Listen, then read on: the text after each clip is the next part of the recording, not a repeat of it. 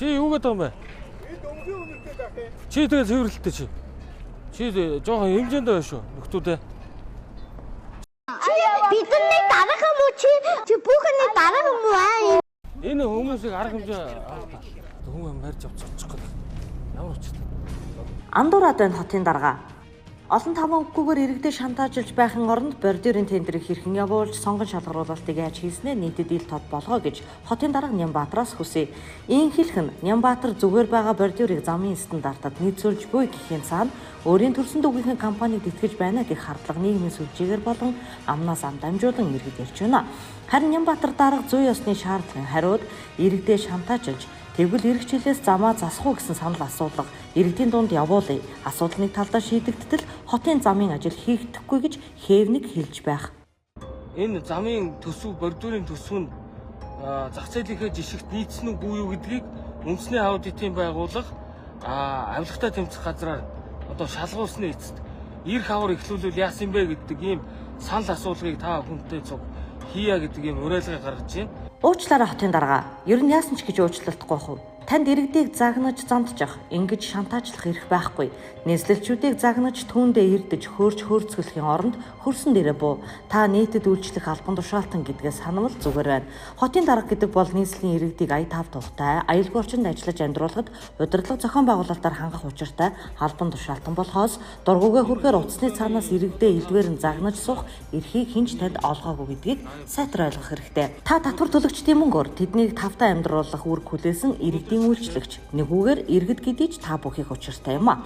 Нямбаатар хууль зүйн сайд байхдаа нийслэлийн эрх зүйн байдлын тухай хуулийн төслийг өөрөө өргөн барьж, улсын хурлаар батлуулан одоо уг хуулийн үйлчлэлээр өмнөх засгуудаасаа илүү эрх мэдэл атгаж суугаа. Эдийн засаг, нийгмийн асуудлаа бие даан шийдвэрлэх бүрэн эрхтэй болсон хотын дарга улсын хурлын гишүүн Пүрэв Доржийн хэлсэнчлэн төлгөн коммунист зан гаргаад байж болохгүй. Нямбаатар би бол намынхаа гишүүн намайг муу гэхэд юм ярихгүй.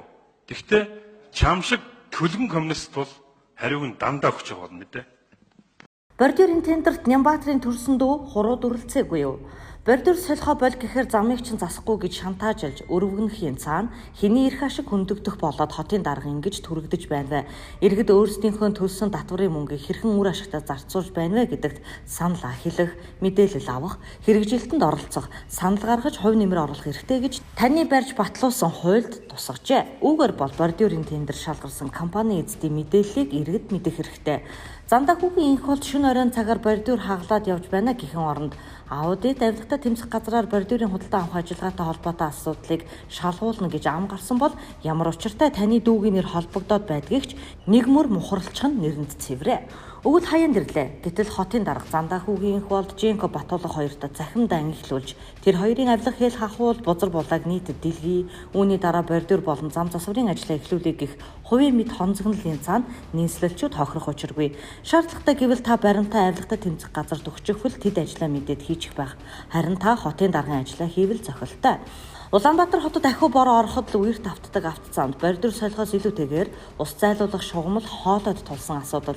Гэтэл замын зорчих хэсгээс 15 см-ээс дээш байх ёстой бордюрыг дотоодын үйлдвэрлэгчид хийж чадахгүй байна гэд урд хөршөөс чулуун бордюр импортлож бүр үүндээ зориулж стандарт батлуулахаар болсон. Ёстой л нөгөө амтаршсан хэрэг 13 дахина гэдэг шиг бордюраар татвар төлөгчдийн мөнгийг зоолдог гэх яриа үнний ортож байж мэдх юм. Иргэд хэрсүүжиж байгаа. Гантик бордюр хэн нэгэн албан тушаалтан эрх мэдлээ ашиглан өндөр дүнгээр шахаж байж болзошгүй гэх хардлагч иргэдийн дунд байгааг тэдний захим сүлжээнд илэрхийлж байгаа саналуудаас харж болно. Үнэхээр бордюрын маф гэдэгт нь хотын даргын төрсөн дуу худгалдаж энэ бүх тендрийг дүүдээ бэлэглэж буйд үнэн болж таарвал Нямбаатар дарга инх бол Батулга хоёртойгоо хөтлөлцөөд явхад гайхах юмгүй зэ.